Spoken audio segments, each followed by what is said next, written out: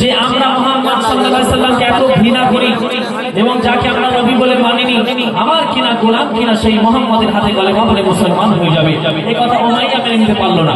আর কি করলো? নিপীড়ন অত্যাচার তার উপর আরম্ভ করলো। কিভাবে বলে ঈমান এনেছে খবরে উমাইয়া শুনিল যখন, ইসলাম গ্রহণের অপরাধে করে প্রচুর নির্যাতন, পারে পারে তাহার উপরে জুলুম করে শয়তান, বলে হবে বলে তুই আমারই গোলাম, মুখে আল্লাহ আগাতে আল্লাহ পাকের নাম, মুখে আল্লাহ আল্লাহ পাকের নাম। মসজিদে নববীর মুয়াজ্জিন হযরত বিলাল চাঁদানি না, উমাইয়ার ছিল গোলাম, সে চুপি চুপি আনিল ঈমান। এমন যখন অত্যাচার করে করে নিজে যখন ক্লান্ত হয়ে যেত, পাসিনায় পাসিনা হয়ে যেত, তখন সে কি করতো? বন্ধু বান্ধবকে ইনভাইট করতো, বন্ধু বান্ধবকে দাওয়াত করে সারাদিন মারার পরে নিজে ক্লান্ত হয়ে যাওয়ার পরে বন্ধু বান্ধবকে দিয়ে রাতের বেলাও মার চালু করতো। ঘরে গোপনে রাতের বেলায় রোগের শিকলে বাঁধিয়া তাকে মারে, রাতের বেলায় রোগের শিকলে বাঁধিয়া তাকে মারে, ওই রক্ত মাখা শরীরটাকে গরম পানির উপরে রাখে, রাতের বেলায় রোগের শিকলে বাঁধিয়া তাকে মারে, ওই রক্ত মাখা শরীরটাকে গরম পানির উপরে রাখে, অসহ্য যন্ত্রণা দায়ক দেয় তাকে শাস্তি, বলে ইসলাম ছাড়িলে পাবি মুক্তি, বলে ইসলাম ছাড়িলে পাবি মুক্তি, এমন অবস্থায় ছাড়িনি ইসলাম, এমন অবস্থায় ছাড়িনি ঈমান। মসজিদে নববীর মুয়াজ্জিন হযরত বিলাল চাঁদানি না, উমাইয়ার ছিল গোলাম, সে চুপি চুপি আনিল ঈমান। রাতের বেলায় যখন অতিক্রম হয়ে গেল, সারা রাত মারার পরে হযরত বিলাল রাদিয়াল্লাহু আনহুর গায়ে থেকে রক্ত মোবারক ঝরতে শুরু করলো, চামড়াগুলো বসে যাওয়া শুরু হলো।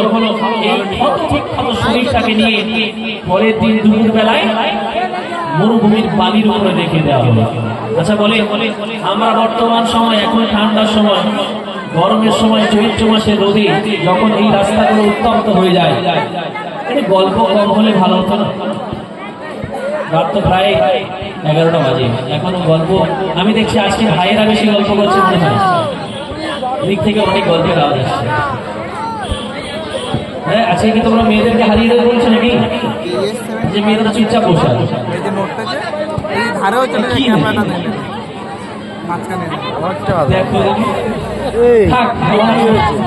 এখন যখন হযরত বিলাল রাদিয়াল্লাহু আনহুকে সারা রাত মারার পরে কত বিক্ষত শরীরটাকে রোদে যখন বালির উপরে রাখা হতো, আমরা একটু অনুভব করি মুসলমান, আজকে এই কংক্রিটের রোডের উপরে যদি উত্তপ্ত রোদ পড়ে, আমরা কিন্তু খালি পায়ে হাঁটতে পারি না, পারি?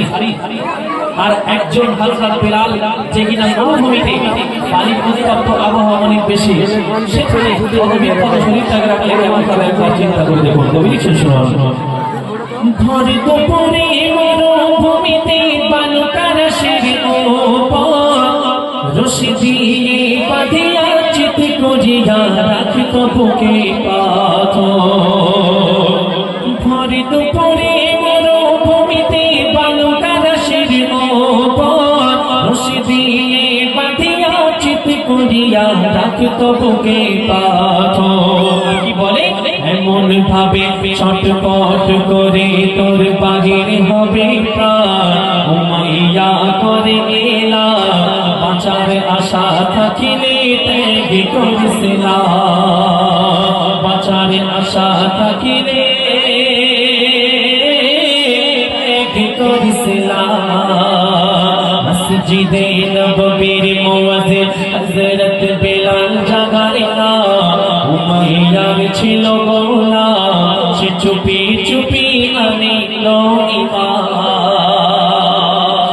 এই ঘটনা যখন দীর্ঘদিন চলতে শুরু করলো যদি ঘুরে গেছে আচ্ছা যখন এই ঘটনা বহুদিন চলতে শুরু করলো হযরত আবু বকর রাদিয়াল্লাহু আনহুর কানে এই সংবাদ গিয়ে পৌঁছালো। সে কি করলো নিজের সম্পদ থেকে নিজের মাল মার্কা থেকে উমাইয়াকে নিজের ধন ভান্ডার থেকে টাকা পয়সা দিয়ে উমাইয়ার কাছ থেকে হযরত বেলালকে তিনি খরিদ করলেন এবং ইসলামের জন্য আজাদ করে দিলেন। বেলালকে যে কিনলো সে ওই গোলামের মালিক হয়ে যাওয়ার কথা, কিন্তু আবু বকর সিদ্দিক রাদিয়াল্লাহু আনহু তিনি ছিলেন নবীর একজন খাস কলিজার কাছে থাকা মানুষ। তিনি জানেন এসবটা ঠিক নয়, ভালো জিনিস নয়। তিনি কি করলেন হযরত বেলালকে আজাদ করে দিলেন এবং ইসলামে দাখিলে তিনি তাকে আনলেন। কিভাবে বলেছেন শুনুন। একদিন হযরত আবু বকর বেলালের ইগানত চিনে যায়, তাকে আজাদ করে আনি ঘরে ইসলামের সুশীতল ছায়া। একদিন হযরত আবু বকর বেলালের ইগানত চিনে যায়, তাকে আজাদ করে আনি ঘরে ইসলামের সুশীতল ছায়া। ইসলাম ছাড়বে না ঈমান আর ছাড়বে না কোরআন। হযরত বেলালের এই কাহিনী শোনো মুমিন মুসলমান, বেলালের এই কাহিনী শোনো মুমিন মুসলমান। মসজিদে নববীর মুয়াজ্জিন হযরত বেলাল জাগারে না উমাইয়ার ছিল গোলাম সে চুপি চুপি আনিল ঈমান। সে চুপি চুপি আনিল ঈমান। সবাই একসঙ্গে আওয়াজ দাও দেখি না রে তাকবীর। সরে যাচ্ছে ভিড়ে গেছে সরাচ্ছে বাড়ি চলে গেছে এত সকাল সকাল।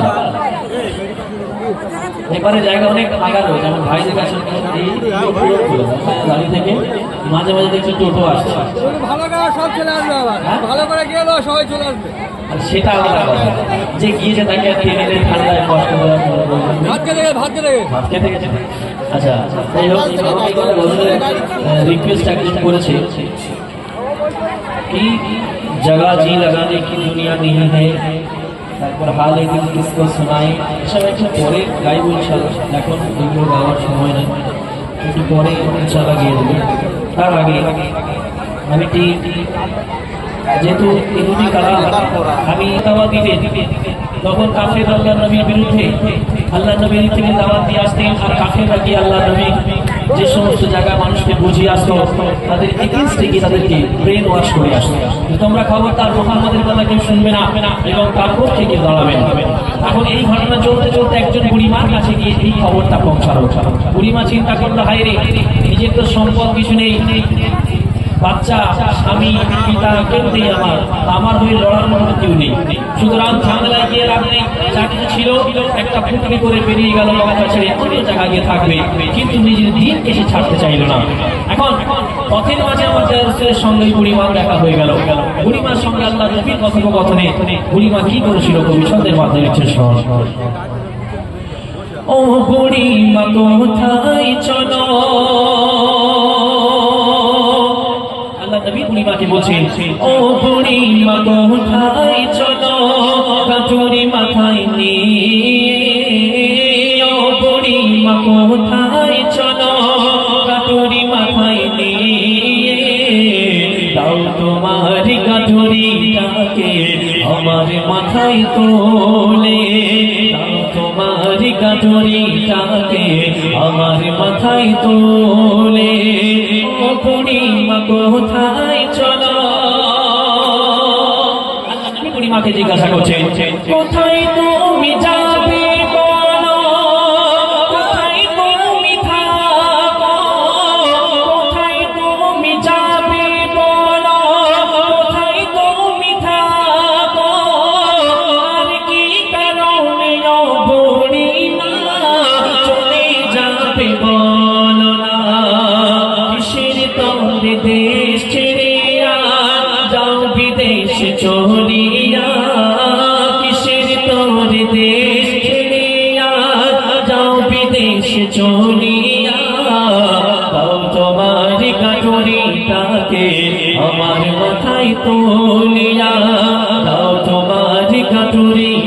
তাকে আমার মাথায় তুলিয়া ও বুড়িমা কোথায় চলো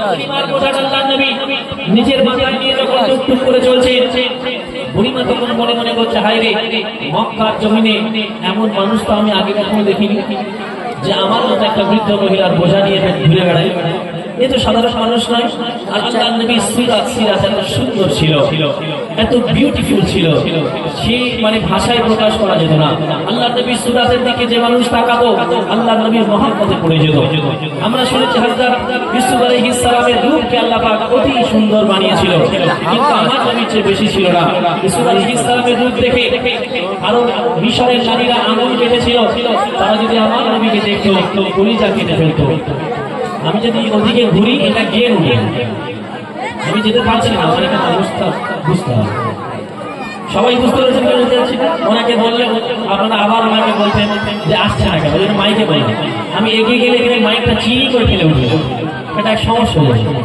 আমি একটু ঘুরে দাঁড়াচ্ছি এখন আল্লাহ নবী যখন বোঝা নিয়ে হাঁটছে তখন বুড়িমা মনে মনে করছে হায় রে এত সুন্দর দেখতে এত জোয়ান যুবক একটা বালক সে আমার মতো একটা বৃদ্ধা মহিলার বোঝা নিয়ে যাচ্ছে আল্লাহ নবী কৌতূহল ভরে বুড়িমা জিজ্ঞাসা করছে কি জিজ্ঞাসা করছে নবী শুনুন গাটুরি মাথায় নবীজি চলে পিছনে ঘাটে বুড়িমা গাটুরি মাথায় নবীজি চলে পিছনে ঘাটে বুড়িমা বলে ও গো ছেলে নাম তোমার বলো না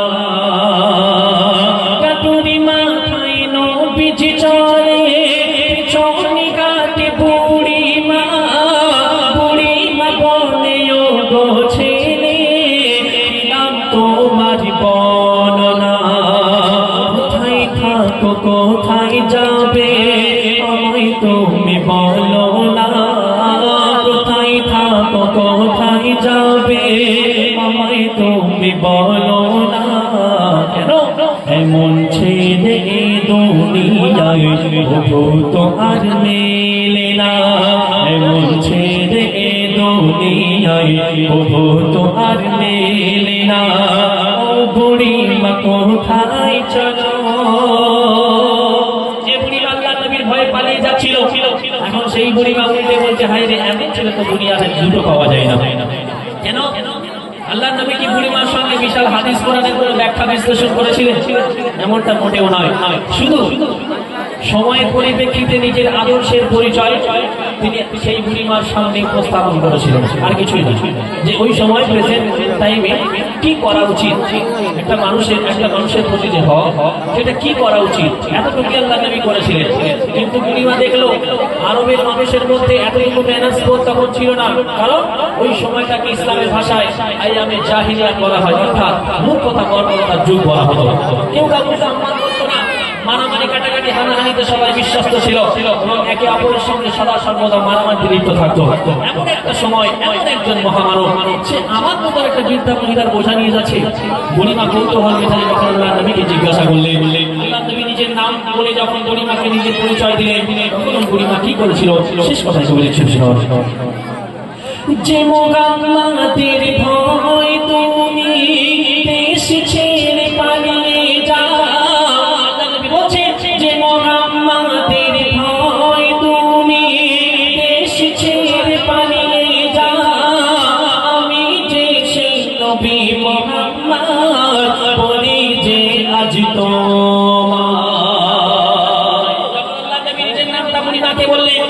তখন বুড়িমা অবনত মস্তকে দাঁড়িয়ে রইল হায়রে মক্কার মানুষেরা যে মানুষের ব্যাপারে আমার কাছে এত খারাপ কথা বলেছিল যে মানুষের ব্যাপারে আমার কাছে এত কটু কথা বলেছিল আদৌ তো সে মানুষটা এমন নয় তাহলে মক্কার মানুষেরা তার ব্যাপারে যা বলেছিল অবশ্যই তারা মিথ্যা কথা বলেছিল আর এই মানুষ যদি সেই মানুষ না হয় তবে এই যে নবুয়তের দাবি করছে অবশ্যই এই সত্য কথা বলছে তখন ওই বুড়িমা কি করেছিল লজ্জা ভরা মেজাজে কি করেছিল কবি লিখছেন যে মোহাম্মদের ভয় তুমি দেশ ছেড়ে পালিয়ে যাও আমি যে সেই নবী মোহাম্মদ বলি যে আজ তোমায় অপাত নয় নবী চিনে না ধরে বলেন বুড়ি মা বকরই নবী চিনে না ধরে বলেন বুড়ি মা দাও পড়িয়ে আমায় তুমি তোমার দিনের কালেমা দাও পড়িয়ে আমায় তুমি তোমার দিনের কালেমা ও বুড়ি মা কোথায় চলো ও বুড়ি মা কোথায় চলো ও বুড়ি মা কোথায় চলো বুড়ি মা নবীর ভয় পা ওগো আল্লাহ উম্মত মোরা রাসূলুল্লাহ শুকরিয়া হাজার ওগো আল্লাহ উম্মত মোরা রাসূলুল্লাহ শুকরিয়া হাজার ওগো আল্লাহ উম্মত মোরা রাসূলুল্লাহ মুসা নবী কালিমুল্লাহ আমার নবী হাবিবুল্লাহ মুসা নবী কালিমুল্লাহ আমার নবী হাবিবুল্লাহ শুকরিয়া হাজার ওগো আল্লাহ উম্মত মোরা রাসূলুল্লাহ শুকরিয়া হাজার ওগো আল্লাহ উম্মত মোরা রাসূলুল্লাহ আদি পিতা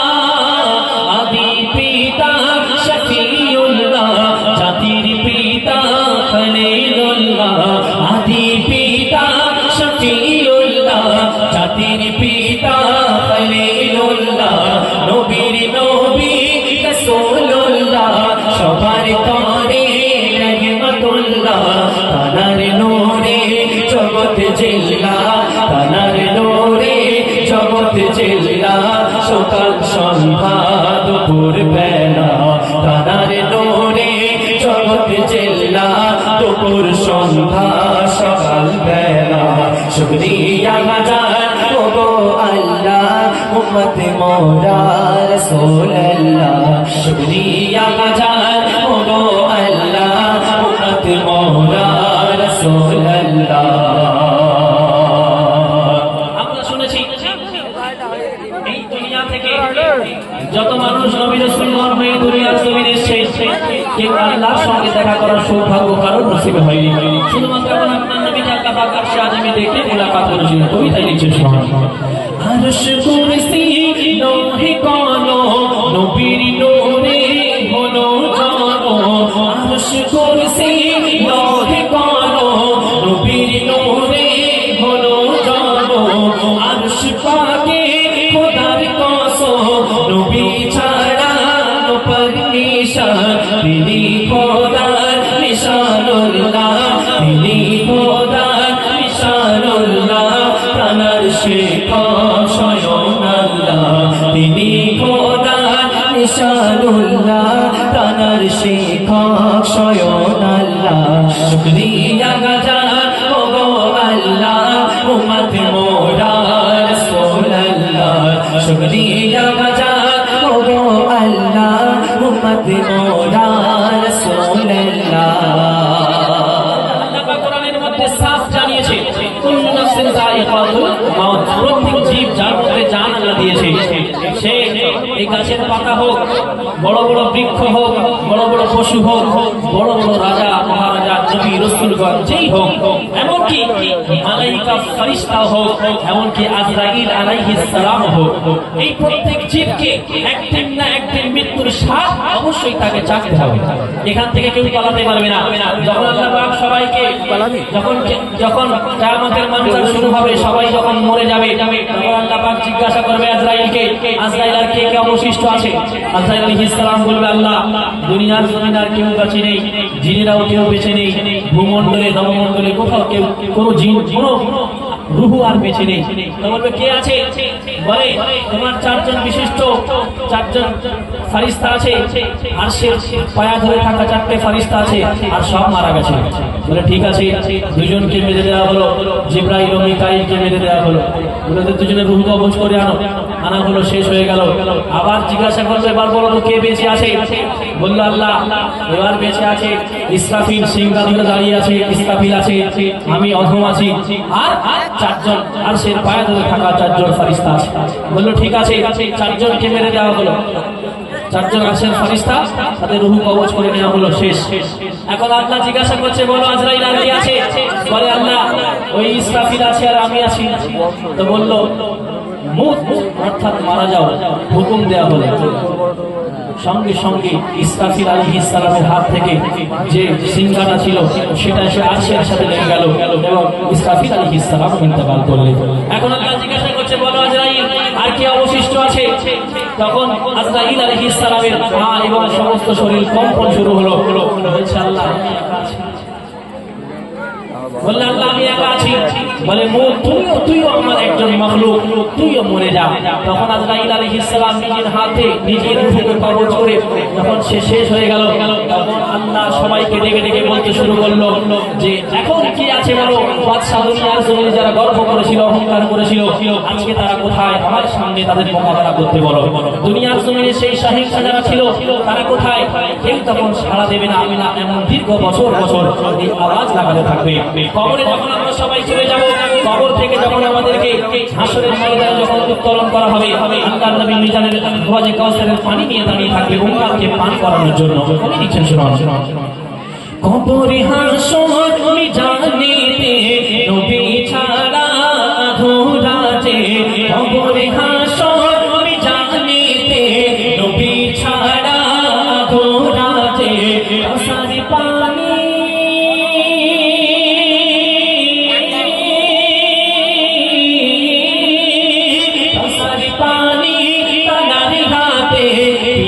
সেদিন তানার মতে কাউসারি পানি তানার হাতে, সেদিন তানার মতে চিনিতে উম্মত করবে না বেলা, চিনিতে উম্মত করবে না বেলা, তিনি সবার পারের ভেলা, চিনিতে উম্মত করবে না বেলা, তিনি সবার পারের ভেলা। শুকরিয়া হাজার ওগো আল্লাহ উম্মত মোরা রাসূলুল্লাহ, শুকরিয়া হাজার ওগো আল্লাহ উম্মত মোরা রাসূলুল্লাহ। অনেকে মনে করতে পারে সেদিন আমরা গতি শুনছি, আমার আল্লাহর নবী আমাদেরকে যদি ওই দিন চিন্তা অস্বীকার করে আমাদের অবস্থা কেমন হবে? কবি লিখছেন শুনুন। নবী যদি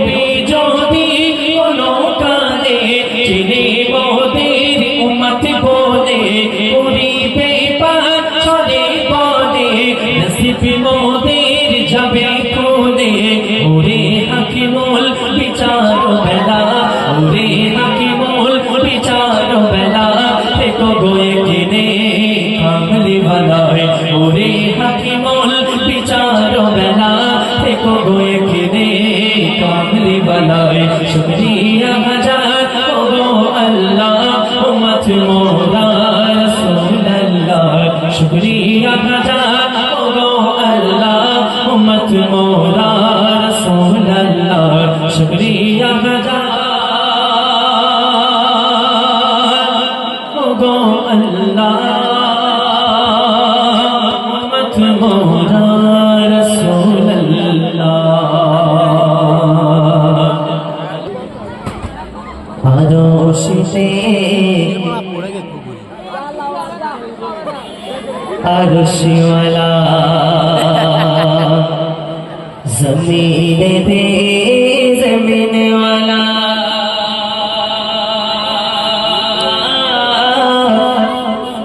সবাই জপে যারে দরুদ মালা,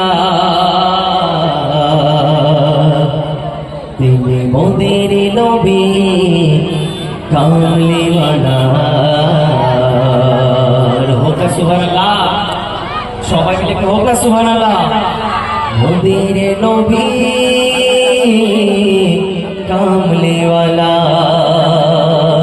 তিনি মোদের নবী কামলিওয়ালা,